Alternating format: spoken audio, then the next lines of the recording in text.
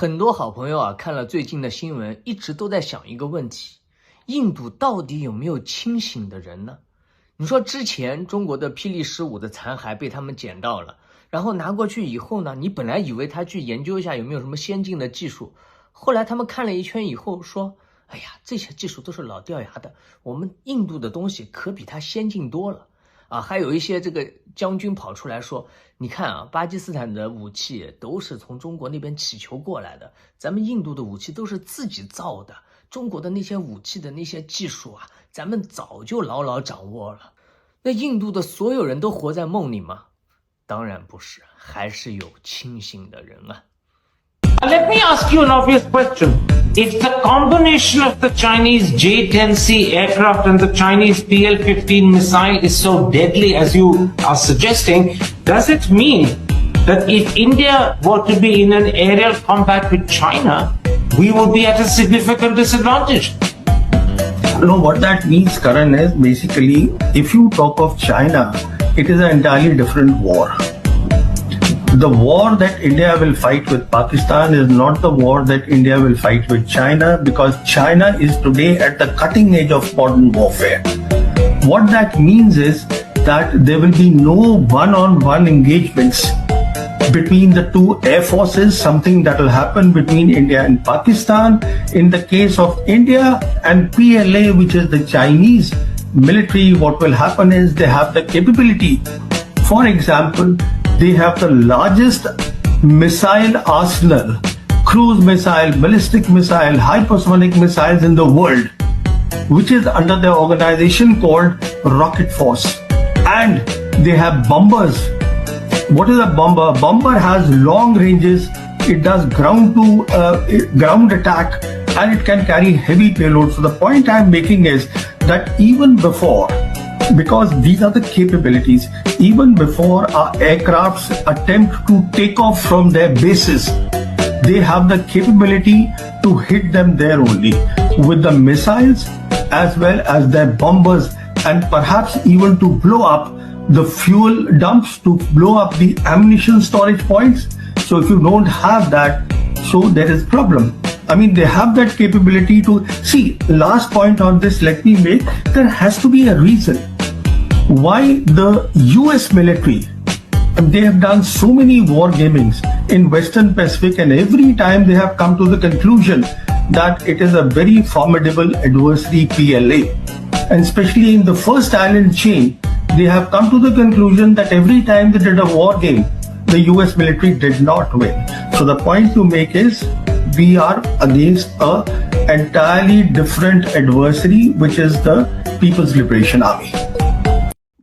可是像这样子的将军啊，终究是人微言轻啊，大部分的人还是要活在梦里面，不愿意醒过来。不过有一点我的确是看不懂啊，印度不是一直扒着美国的大腿吗？你怎么趁着特朗普去这个中东的期间开始反水了呢？人家特朗普在那儿化缘握手握了2000多个，多累啊，是吧？你突然之间反水也就算了，还喷美国的武器也不行，是吧？好像中国的武器不及你印度，美国的武器也不及你印度，你印度要当世界第一吗？ I shook more hands than any human being. So we say it's time for a reality check. Let's see how good the American jets are. The US spends close to $1 trillion on defense every year. You heard that right, $1 trillion every year on defense. It boasts of the most powerful navy, the most stealthy fighter jets, and the most advanced drones. Yet look at how they perform. A rebel group in Yemen is giving them a run for their money. I'm talking about the Houthis of Yemen. They have done what most militaries fail to do for decades. They have exposed how vulnerable the US military is. To understand how, let me tell you about what's happening in the Red Sea. The world's most expensive jet, the F-35, was nearly shot down. Not by sophisticated air defense systems like the S-400, but by cheap anti-aircraft missiles used by the Houthis. And American officials have confirmed this. They have confirmed that one F-35 stealth jet almost got hit. It barely made it back to the base. The Americans say the F-35 is the stealthiest jet in the world. They claim even advanced radars cannot detect it. But guess what? The Houthis could see it. This is the same jet that the US is desperate to sell to India. And this was not an isolated incident. Even the F-16 is struggling. It's another jet that the US is trying to sell to India, but even the F-16 was almost shot down by the Houthis. Again, this has been confirmed by US officials. But America's newsrooms are silent. They're busy looking for Indian jets. They can't see their own jets struggling against the Houthis. Think about it. F-35 stealth jets nearly struck. F-16 jets barely making it back to the base. And the headlines? Complete radio silence. But it gets worse. America's war against the Houthis has been a costly affair. The US Navy has lost 3 fighter jets till now. These were the F-18 Super Hornets. They've lost 3 of them, F-18. Each aircraft cost $70 million. Do you know how these jets were lost? One was shot down in friendly fire. An American warship mistook it for a Houthi drone, so they shot down their own jet. This is the world's most advanced navy for you. So that's 1 jet down. What about the other 2? They fell into the Red Sea. I'm not making this up. The American jets just fell into the Red Sea. They're somewhere at the bottom of the ocean. How did that happen? How did the jets fall? Pure brilliance.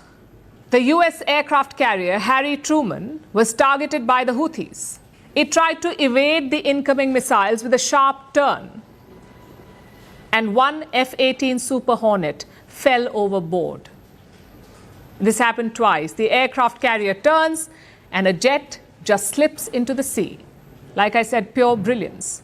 Maybe the American media does not know about it. They're so busy focusing on India.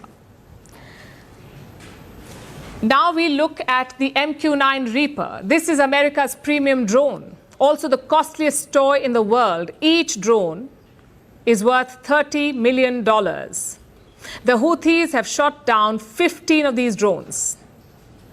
So combine the jets and the drones, and the US has lost more than $700 million in equipment. Their so-called cutting-edge weapons are being cut to size by the Houthis. The Pentagon has called it costly but sustainable.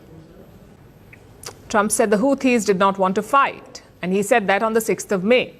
But the very next day, the Houthis launched an attack, and they targeted the USS Harry Truman in the Red Sea. So who was desperate for a deal? Was it the Houthis or was it the Americans? 不过看不懂印度啊，应该也很正常，特别是他们在做吃的东西的时候。好，点个订阅，我们下次再聊。如果你问你朋友想吃什么，你朋友回答随便，那就直接给他一份印度厨师现做的大份方便餐。只见这个印度厨师从废弃的酸菜缸里盛出一坨坨似是非屎的豆类排泄物，保证能让你朋友吃完马上就能上路。接着又加入了大量调料，掩盖原本难以下咽的味道，好让你朋友下咽，吃完就马上能方便。随后加入灵魂小料汁，这可是印度祖祖辈辈呕心沥血，日以继夜传承下来，给后辈补充营养，也就是遵循生存法则的生命规律的元素，也能给你的朋友补充维生素。处处用料扎实，真材实料，让顾客吃得放心，走得安心。随后老板还附赠一个丢西红柿杂技，企图吸引你的注意，打消顾客没胃口的顾虑。这样一份做法方便又名夺命3000的印度便餐就做好了，不建议你吃，但可以分享给你的朋友，请你朋友们吃。